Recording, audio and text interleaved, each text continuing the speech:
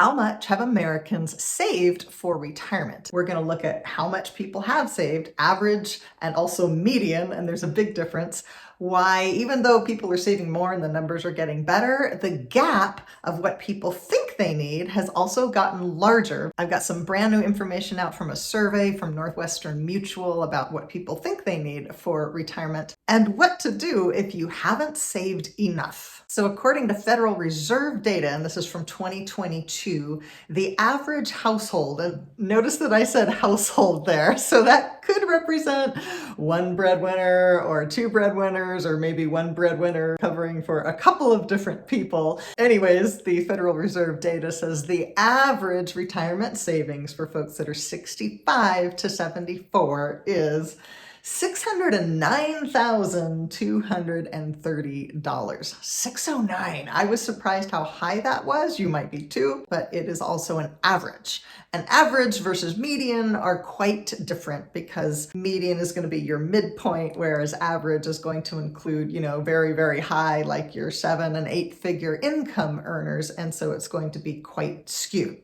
So the median household retirement savings for folks 65 to 74 is $200,000. Nice, even $200,000. So half Americans have less, half Americans have more. While we're at it, let's look at the data for some different age ranges as well. Under 35, the median savings is right about $18,000. 35 to 44, it's $45,000. 45 to 54, $115,000. Age 55 to 64, it jumps all the way up to $185,000, and then just a small leap from there to 65 to 74. And we could also presume that by 74, a lot of folks are starting to draw down their money. And lastly, 75 and older, $130,000 is what folks still have, the median amount that they still have in their retirement savings account. Now let's look at how much money people think they need to have. Not how much do you have, how much do you think you're going to need to retire? And this question was recently asked from Northwestern Mutual in their 2026 Progress and Planning Study. And from 2025 to 2026, there was a big leap in the number that Americans think they need in order to retire. That number jumped from 1.25 million a year ago to 1.46 million now. And there's some generational differences. Gen Z says they think they're going to need 1.63 million, Millennials 1.65 million, Gen X 1.56 million, and baby boomers expect to need 990,000. So if you're retiring right now, you're probably a boomer. And that means that actually the number you expect is lower than that 1.45 million. So why has this number gone up nearly $200,000 in just 1 year? Inflation concerns is one,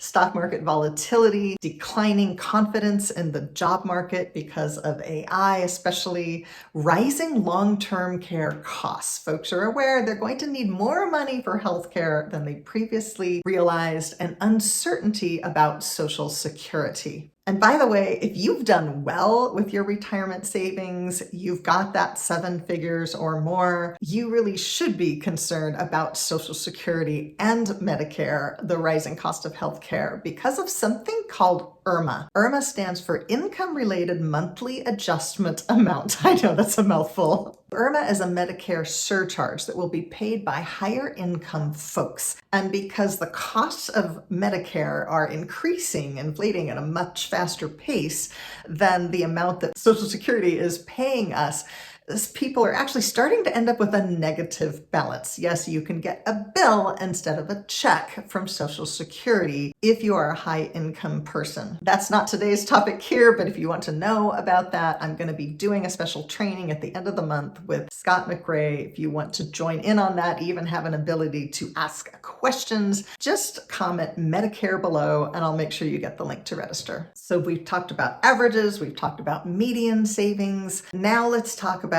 the reality gap. 49% of folks who haven't retired yet worry they are not going to have enough. Approximately 49% of Americans aged 60 and older have no retirement savings. However, most of those people do have a pension. They just don't have their own personal savings in an IRA or a 401k. And about 13% of Americans aged 60 and over have no savings and no pension. So if you're approaching retirement age and you haven't saved enough, what do you do? I talk a lot about the new retirement paradigm because I believe the traditional retirement model, and there's technically a couple of different models, and neither one of them are working for a lot of people now. There is the older model that says you're going to get a pension, the company's going to help pay your way through retirement. I think it used to be at least 50% of Americans had a pension. Now it's about 20% of Americans. So leaving behind the world of pensions, there was obviously a huge shift a few decades ago from defined benefit programs, which would be pension programs, into defined contribution programs, which would be your IRA, 401k, 403bs. And that shifts the risk from the company to the individual retiree. And if there are disruptions in life or work, you're unemployed for a while, you've got a medical emergency, you're caregiving a loved one and maybe cutting back or even quitting work because of that, there are all kinds of reasons why you might not have been able to save enough for retirement. I went through my own very messiness back during the Great Recession. I like to call it the not so great recession. Wasn't so great for me. I don't know about you, but during that time, I was a real estate investor. Super not great for us real estate investors. And I lost my entire net worth. All of my assets turned into liabilities. And I ended up not only in foreclosure, but deep in debt. And I was caregiving my father and going through health crises at the same time and a relationship breakup. So it was sort of like the big financial storm. It was the everything storm, really. Man makes plans, God laughs. And so there's this traditional model retirement that says you're going to get a good job, you're going to max out your 401k, you're going to get matches, you're never going to be without work for long periods of time, and you're going to have that $1.45 million in your retirement account. And so we have a plan that's very, very focused on net worth, the highest net worth possible, but that's not the only model for retirement. That's why I talk about the new retirement paradigm.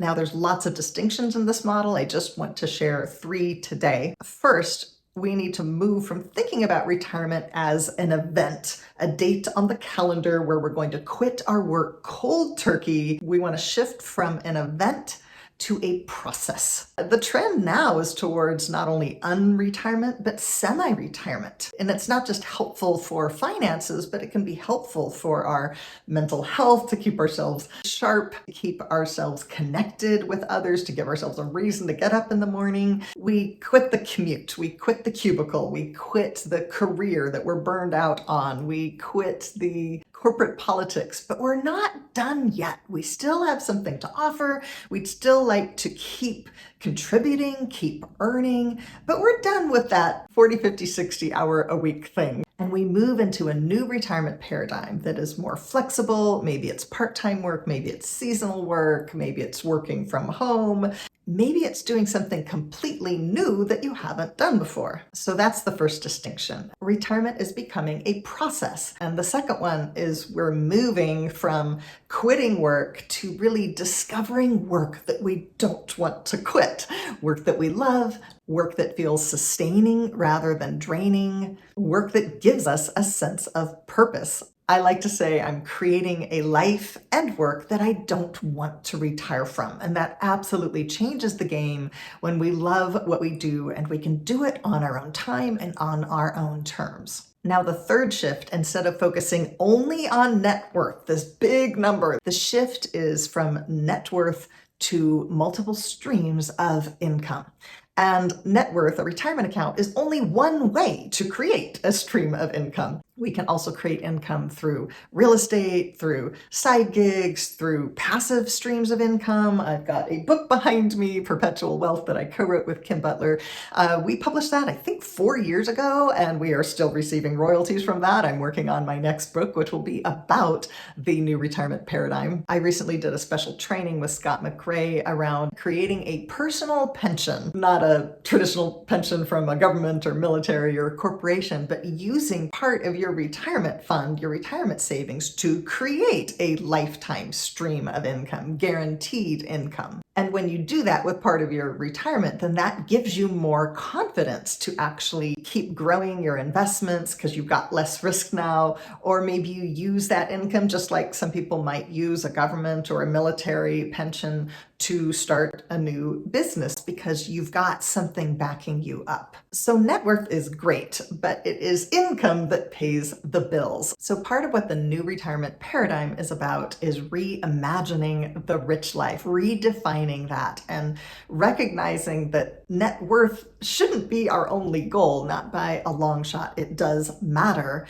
but there's multiple ways to create a life that is rich and sustainable. And I'm going to give you 3 C's here. The first is we need to approach retirement with compassion. If you are feeling like, I blew it, I should have saved more, I should have saved earlier, even if you've saved a lot, but you still feel worried and is it enough, we need to embrace ourselves with lots of self-compassion because we can't change the past, but we can move forward in an empowering way. The second C is consciousness. And I mean 2 things by this. First of all, we need to be conscious, be awake, have our eyes wide open, be paying attention to the numbers, especially if you've ignored them for a lot of your life. It's time to pay attention. But I also mean consciousness in the sense of being intentional in knowing that our thinking, our beliefs, and sense of possibility literally create our future, and knowing that we can create the future that we want.